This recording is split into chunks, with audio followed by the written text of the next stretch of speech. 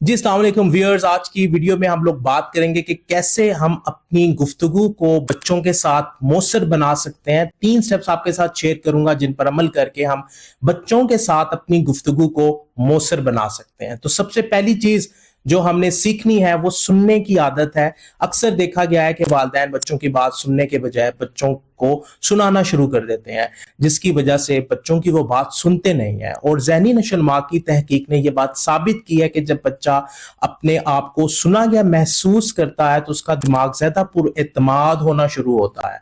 और हम अक्सर औकात बच्चे को जब सुनते हैं, बच्चे से बात करते हैं तो बीच में अपनी बात करना शुरू कर देते हैं। तो बच्चों से जब भी बात करें, बच्चों की बात को टोके ना, बल्कि उनकी बात को मुकम्मल सुन लें। दूसरे नंबर पे हमने बच्चों के साथ गुफ्तगू को वाजिया करना है। गुफ्तगू का मतलब सिर्फ बातचीत करना नहीं है, बल्कि गुफ्तगू का मतलब अपने जज्बात, अपनी तवक्कुआत को वाजिया अंदाज में पेश करना है। मिसाल के तौर पर आप बच्चे को कहते हैं कि ये सफाई कर दो, बनिस्बत इसके आप उसे कहते हैं कि मुझे खुशी होगी अगर तुम अपनी चीजों को तरतीब के साथ रखो। सो इस तरह की गुफ्तगू जो वाजिया है, जिसमें जज्बात का इजहार है, ज्यादा मौसर कुन साबित होती है। और नंबर 3 जो है उसमें हमने बच्चों के सामने एक मुस्बत गुफ्तगू का मॉडल जो है वो पेश करना है, क्योंकि माहिर नफ्सियात कहते हैं कि वालिदैन का लहजा, अल्फाज और रवैया बच्चों के जहन को बहुत ज्यादा मुतासिर करता है। लिहाजा बच्चों के सामने मुस्बत गुफ्तगू का अंदाज पेश करें ताकि बच्चे भी मुस्बत गुफ्तगू को समझ सकें, सीख सकें। ये 3 स्टेप हैं जो बच्चों के साथ गुफ्तगू को मौसर बना सकते हैं।